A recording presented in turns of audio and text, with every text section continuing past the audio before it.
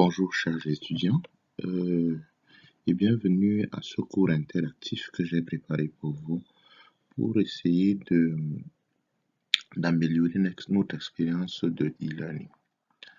Donc aujourd'hui, je vais vous entretenir sur le calcul de la valeur du transport, vous donner un petit récapitulatif d'ordre général et on va faire quelques exercices corrigés. Donc prenez le temps d'écouter.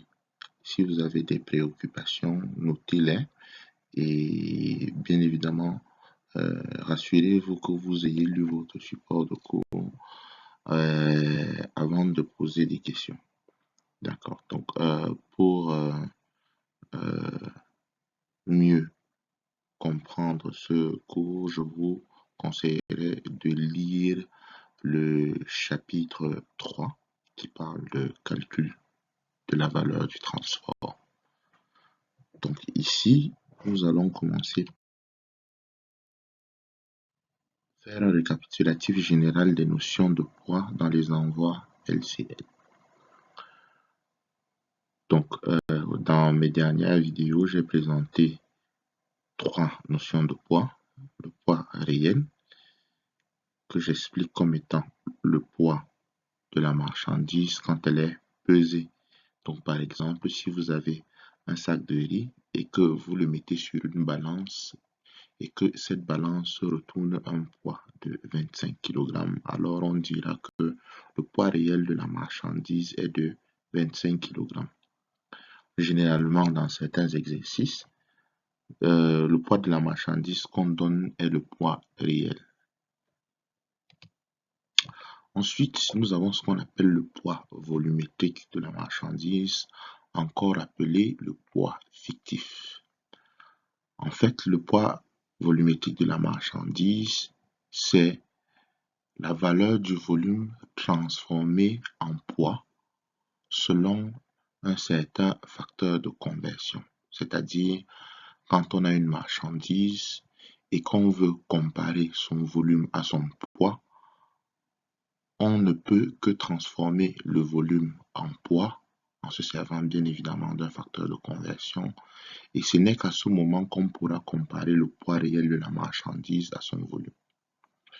Donc, le poids volumétrique est d'une importance capitale dans le processus d'établissement des prix de transport, car il est nécessaire de savoir si le coût d'un envoi sera déterminé par la taille ou par le poids réel des colis. En règle générale, le poids volumétrique des marchandises est calculé à l'aide de la formule suivante. Poids volumétrique égale à longueur fois largeur fois hauteur fois facteur de conversion. Vous allez voir ici avec moi que la première partie de la formule, longueur fois largeur fois hauteur, équivaut au volume de la marchandise. Donc ce volume est multiplié par un facteur de conversion. Nous allons parler des facteurs de conversion tout à l'heure. Ensuite, en dernier, nous avons le poids taxable. En fait, le poids taxable est le poids que le transporteur choisit pour calculer la valeur du fret. En fait, ce que le transporteur fera, c'est de comparer le poids réel de la marchandise à son poids volumétrique. Si le poids réel de la marchandise est supérieur au poids volumétrique, alors on dira que le poids taxable est égal au poids réel. De la même manière, si le poids fictif de la marchandise est supérieur au poids réel, alors on dira que le poids taxable est égal au poids réel. Donc, ces 3 notions de poids doivent être intégrées par les étudiants de manière systématique parce qu'elles sont la base du calcul de la valeur du fret. Très bien.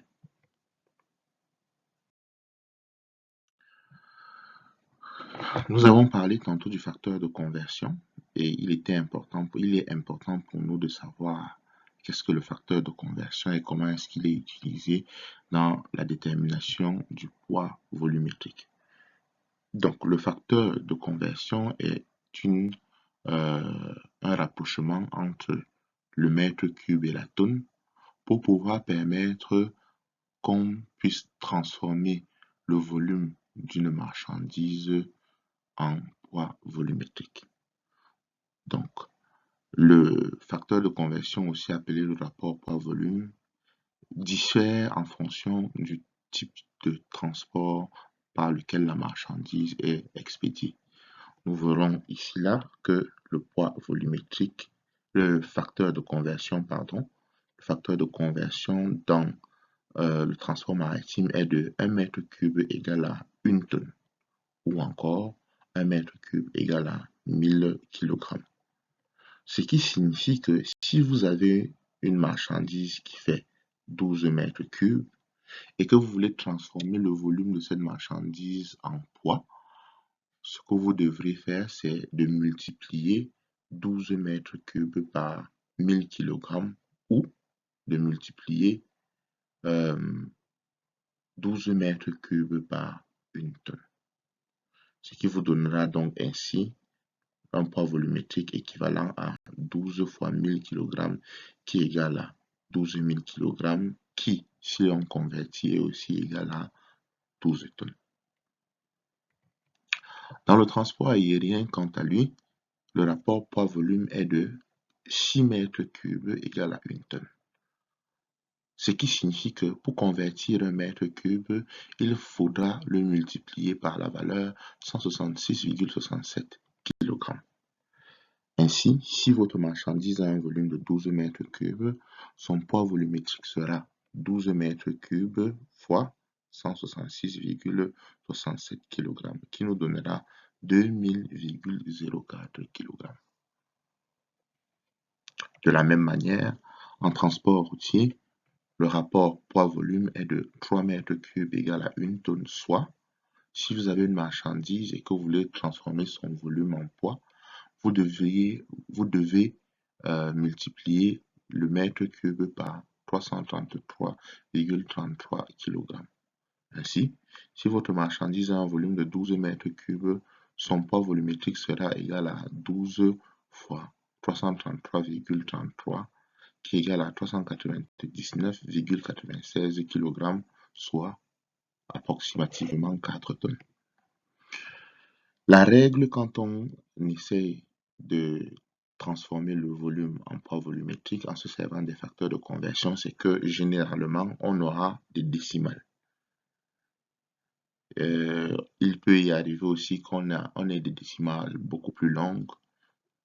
Donc, il est important de savoir comment arrondir le poids volumétrique. La règle générale est simple. Si la valeur de votre poids fictif en kilogrammes a une décimale, regardez la valeur de la première décimale.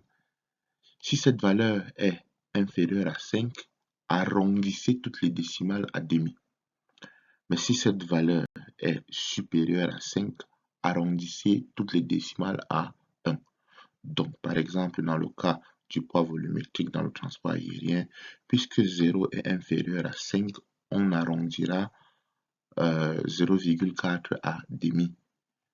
Et dans le cas du transport routier, ici, quand on a calculé le poids volumétrique, on a obtenu 3999,96. Puisque 9 est supérieur à 5, on arrondira tout ceci à 1.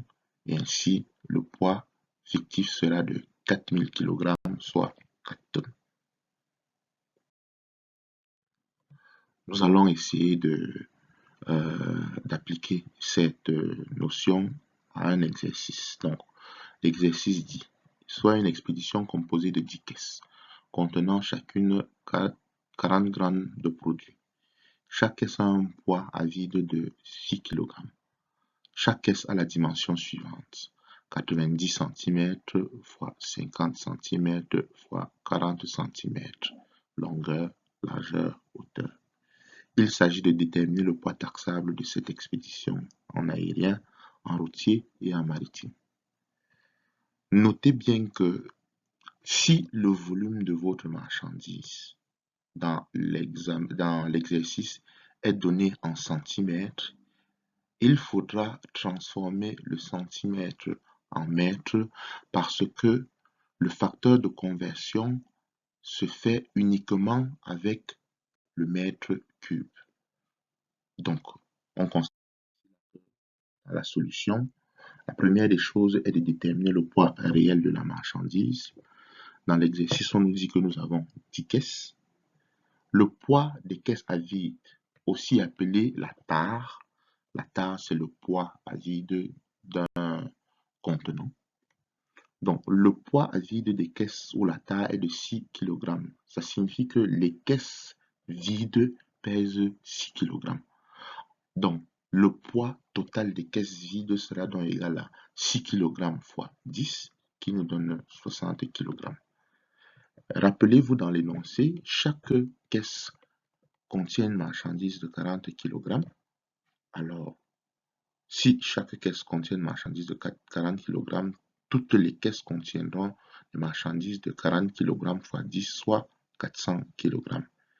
Ainsi, le poids total de la marchandise sera 460 kg, qui nous donne 460 kg, soit 0,46 tonnes. Ensuite, nous devons déterminer le volume de la marchandise. Comme je disais tantôt, soyez vigilants. Dans cet exercice, le volume est donné en centimètres. Pour déterminer le volume, rassurez-vous que vous l'obteniez en mètres cubes. Donc, la maîtrise de ces tables de conversion est primordiale. Les tables de conversion qu'on a fait, je pense, en CM1 ou CM2.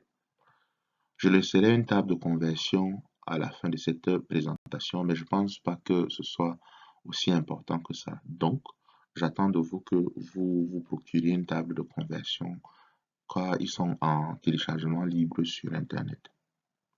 Donc, le volume d'une caisse est égal à, dans l'énoncé, on avait 90 fois 50 fois 40. Or, nous savons que 100 cm égale à 1 mètre.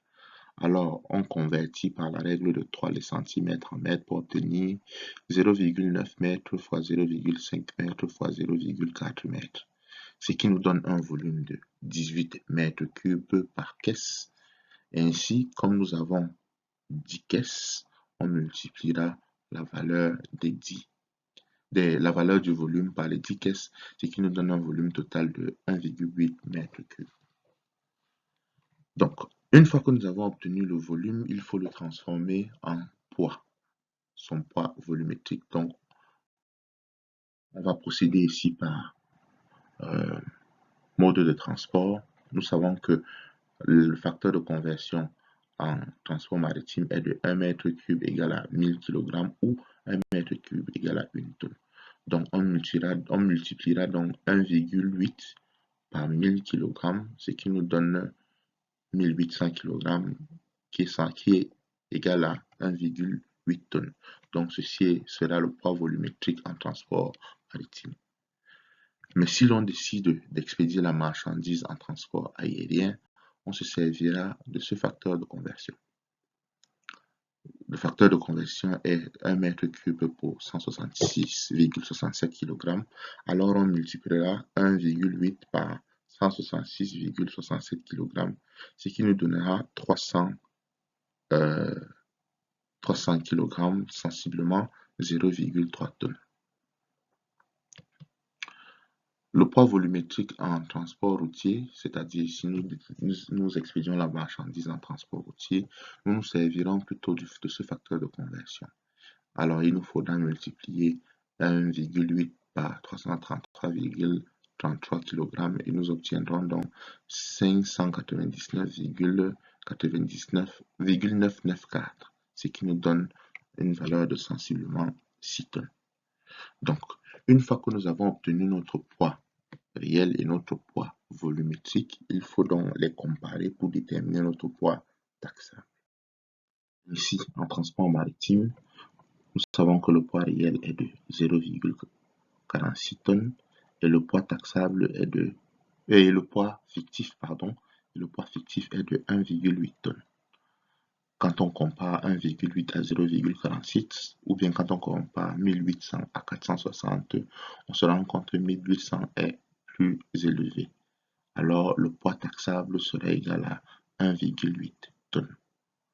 J'insiste toujours sur la conversion du kilogramme en tonnes parce que si le tarif du fret est donné en unité payante, alors l'unité payante c'est soit la tonne soit le mètre cube. Donc transformer toujours votre poids taxable en tonnes si le taux de fret est donné en unité payante. Pour le transport aérien, nous comparons aussi le poids fictif que nous avons obtenu était de 0,3 tonnes, alors que le poids réel de la marchandise est de 0,46 tonnes. Ainsi, nous nous rendons compte que le poids réel est supérieur au poids fictif, alors notre poids taxable sera 0,46 tonnes, soit 460 kg. De la même manière, si notre expédition est en transport routier, nous avons obtenu un poids fictif de 0,6 tonnes. Le poids réel est de 0,46 tonnes, 0,6 étant supérieur à 0,46, notre poids taxable serait égal à 0,6 tonnes, soit 600 kg. Je réitère encore mon propos.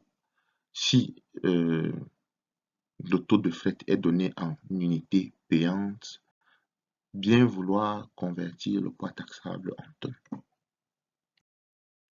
Donc, comment déterminer le fret de base? Donc, dans le même exercice, nous avons obtenu le poids taxable. La question qui suit, c'est déterminer la valeur du fret si le taux de fret est de 20 $ par unité payante. Nous avons obtenu que le poids taxable en transport maritime, le poids taxable en transport maritime est de 1,8 tonnes. Donc, le taux de fret sera 20 fois 1,8 qui nous donnera 36 tonnes. Donc, pour obtenir le fret, la formule est simple. La formule est simple, c'est taux de fret fois poids taxable en tonnes. Donc, de la même manière, si nous sommes dans le transport aérien, notre fret serait égal à 20 $ fois 0,46, car 0,46 tonnes est le poids taxable, et même chose dans le transport routier. J'espère que cette notion a été bien comprise. Nous allons passer à la prochaine partie de notre cours. Donc, ce que nous venons d'obtenir est le fret de base. La valeur du fret obtenu n'est que le fret de base, comme nous l'avons vu. Elle a pour formule fret égale taux de fret fois poids taxable en tonnes. La valeur totale du fret est aussi fonction de certaines surcharges. Les surcharges tarifaires correspondent à la possibilité pour les compagnies de faire face à des augmentations de coûts imputables à des facteurs exogènes et non maîtrisables. Ainsi, nous distinguons quelques types de surcharges telles que la surcharge carburant, que nous allons voir tout à l'heure. Aussi, nous distinguons d'autres surcharges telles que les taxes sur l'été et d'autres surcharges aussi telles que les surcharges de devises. Nous allons les voir tout à l'heure avec comment dirais-je, plus en détail. Donc, ce que nous devons savoir, c'est que le fret total de la marchandise sera égal à fret de base plus les surcharges. Nous savons comment obtenir le fret de base. La question est comment obtenir les surcharges. Pour obtenir les surcharges, il faut déjà les connaître. Les surcharges les plus usuelles en transport maritime sont le Bunker Adjustment Factor, que vous allez voir généralement dans les exercices abrégés en BAF, et le Currency Adjustment Factor, que vous allez voir dans les exercices abrégés en CAF. Il existe aussi d'autres surcharges telles que le CSP, qui est le Congestion Surcharge portuaire, qui est aussi un autre type de surcharge. Qu'est-ce que le Bunker Adjustment Factor? Vu que pour qu'un navire se déplace, il lui faut du carburant et que la valeur du carburant fluctue avec le temps sur le marché, Le transporteur, au lieu de faire fluctuer la valeur de la valeur du fret avec la valeur du carburant, préfère créer cette petite surcharge qui lui permettra d'ajuster la valeur du fret en fonction que euh, le prix du baril du pétrole augmente ou diminue. Donc, le bunker adjustment factor est généralement donné comme un pourcentage. Donc, vous allez voir dans les exercices, par exemple, on dira BAF égale à, par exemple, 2%. De l'autre côté, le currency adjustment factor aussi parle des fluctuations sur la valeur des devises. Puisque le transport international se fait en devises telles que le dollar ou l'euro, les valeurs de ces devises fluctuent également avec le temps. Donc, euh, les transporteurs, au lieu de faire changer la valeur du fret avec la fluctuation des devises, préfèrent généralement imputer une petite surcharge qu'on appelle le currency adjustment factor pour permettre de réajuster la valeur du fret. Donc, une chose qu'il faut savoir, la détermination des surcharges, c'est que il faut connaître la formule pour obtenir la surcharge BAF et la surcharge CAF. Donc, la formule est simple. Pour obtenir le fret corrigé par le BAF, on multipliera le fret de base, on additionnera au fret de base le fret de base fois le pourcentage BAF. Ensuite, pour obtenir la surcharge CAF, on additionnera au frais corrigé BAF le fret corrigé BAF multiplié par le pourcentage CAF. Une chose à ne pas oublier, toujours calculer le correctif BAF avant le correctif CAF. Si dans l'exercice il n'existe aucune surcharge, rappelez-vous que nous sommes ici en transport maritime, alors le correctif CAF représentera le fret total.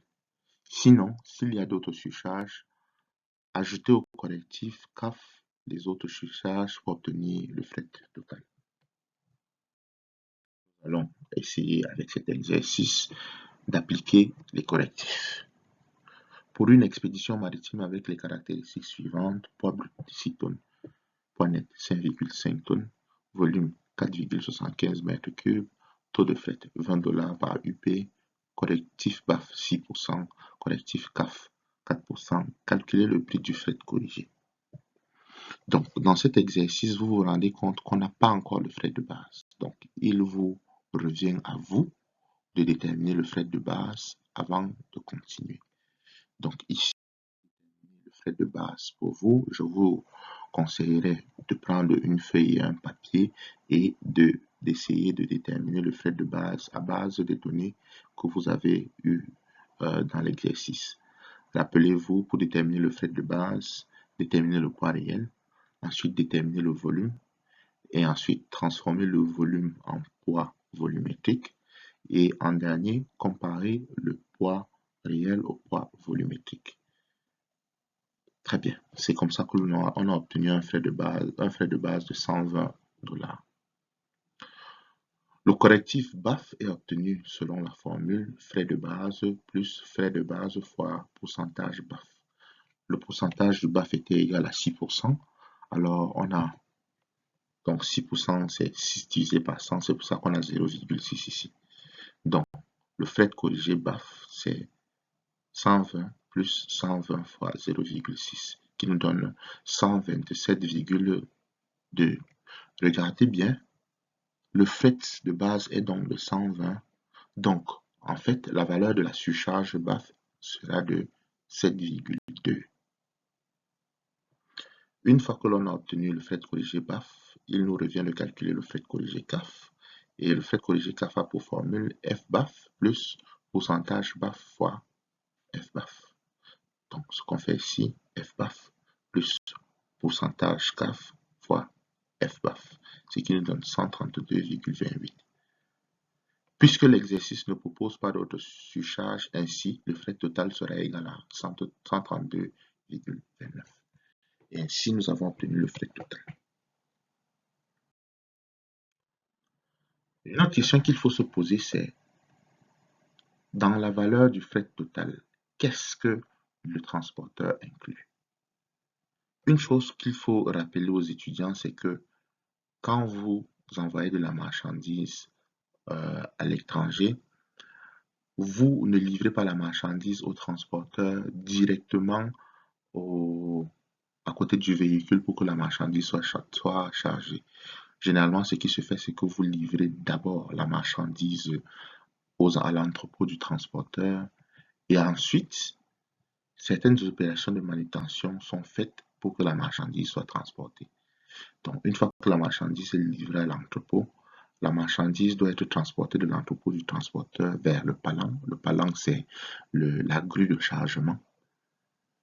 Et le fait que ce transport de l'entrepôt du transporteur vers le palan est généralement appelé la mise sous palan. Ensuite, la marchandise est chargée à bord par une série d'opérations. Provision des élingues, élingage, hissage, virage, affalage et désilingage. Une fois que la marchandise est chargée à bord, la marchandise voyage avec le navire et à l'arrivée, la marchandise doit être déchargée et la marchandise doit être transportée du point de déchargement à l'entreposage dans le terminal du transporteur. Donc, ces 4 opérations de manutention sont des opérations qui sont payantes. La question est de savoir, en fonction de votre contrat de transport, est-ce que le frais total inclut toutes ces 4 opérations de manutention? La réponse est bien évidemment pas forcément. Ceci dépendra du liner term qui est utilisé dans votre contrat de transport. Donc, on entend par liner term les conditions de passage portuaire appliquées par les compagnies maritimes ou aussi les conditions de connaissement maritime de la ligne régulière. Le rôle des liner term est de préciser comment s'étend le taux de fret, conférence par conférence, tout en respectant les usages du port. Les liner term définissent les règles de partage des frais de manutention intervenant dans le périmètre du navire. Nous avons parlé de ces manutentions plus tôt. Le transfert des responsabilités est aussi le point de transfert des responsabilités dans les liner term est aussi le point de transfert des frais. Pour savoir le différent nombre de liner term, il y a 3 endroits combinables pour obtenir le liner term. Par exemple, j'expliquais ici tout à l'heure les opérations. On a quand la marchandise est à l'entrepôt du transporteur, la marchandise est transportée de cet entrepôt vers la grue, vers le palan, elle est mise sous palan. Une fois que la marchandise est mise sous palan, la grue s'occupe de transporter la marchandise et de la mettre sur le navire. L'opération inverse est faite, la marchandise est déchargée et ensuite la marchandise est transportée vers l'entrepôt du transporteur. Ces 4 opérations sont payantes. Donc,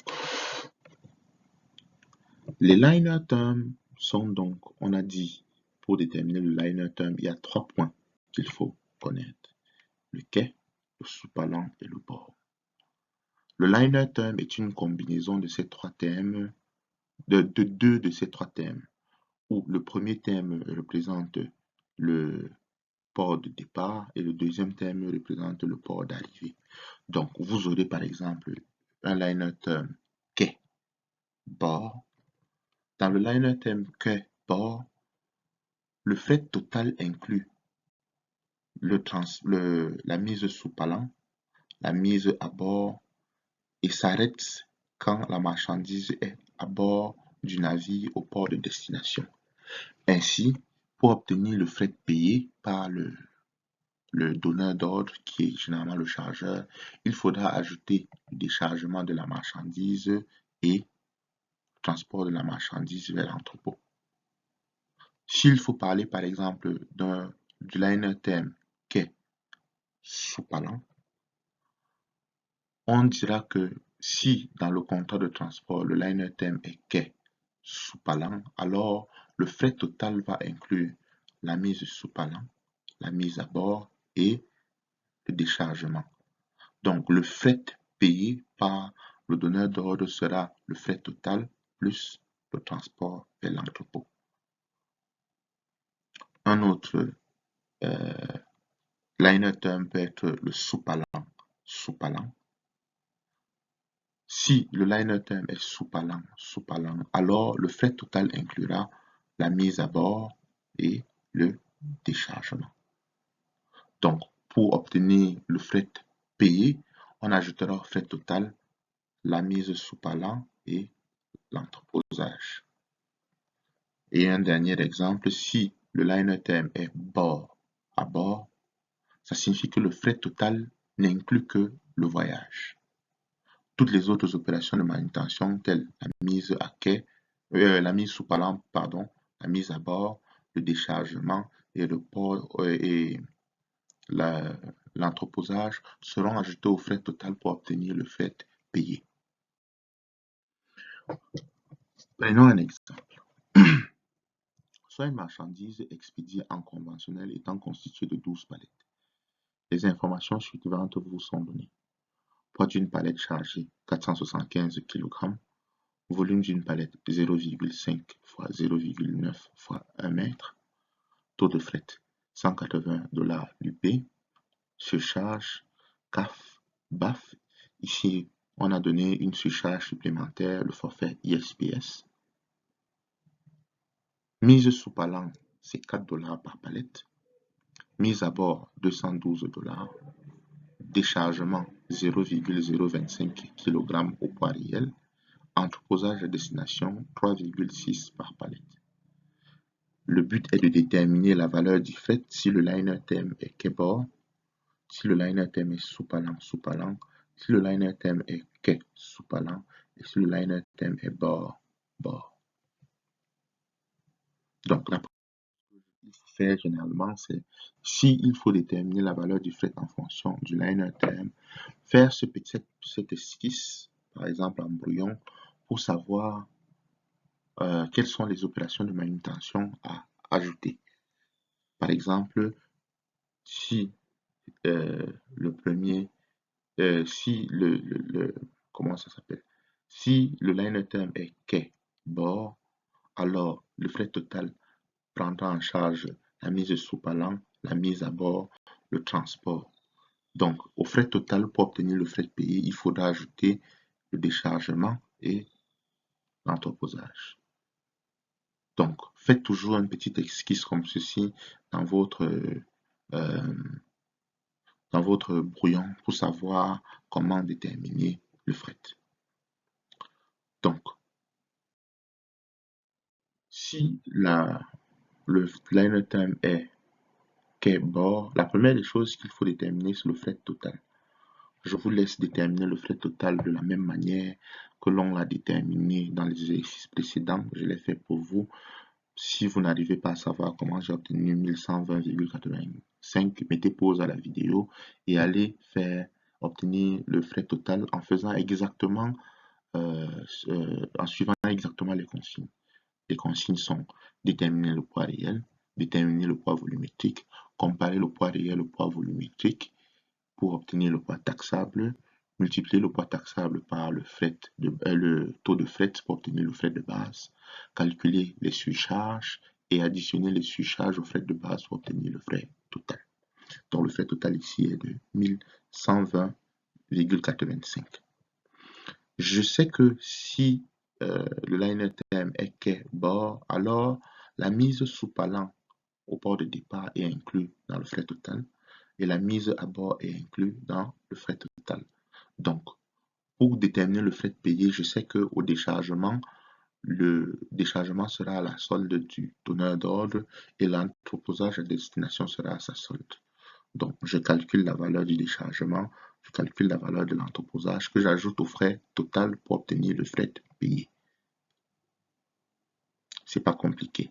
Si vous n'arrivez pas à suivre, repartez de quelques secondes et réécoutez pour comprendre euh, ce que je suis en train d'expliquer.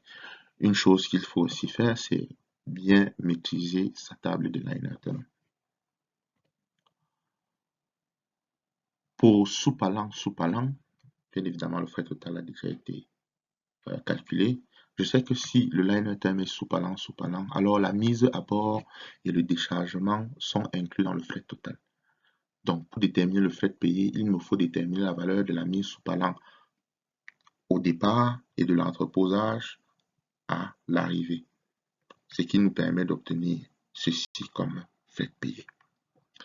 Et ainsi, on pourra obtenir le fret dans un exercice sur les incoterms. Je me suis beaucoup plus appesanti sur le calcul du fret maritime parce qu'il est généralement le plus difficile pour les étudiants. Mais n'hésitez pas à me contacter si vous avez des questions en ce qui concerne le calcul du fret aérien dans un exercice. Donc, en conclusion, on a appris aujourd'hui comment déterminer le fret de base. Et la manière de déterminer le fret de base dépend du type d'expédition. Si l'expédition est en conventionnel, on détermine le poids taxable, on obtient le fret de base en multipliant le poids taxable au taux de fret.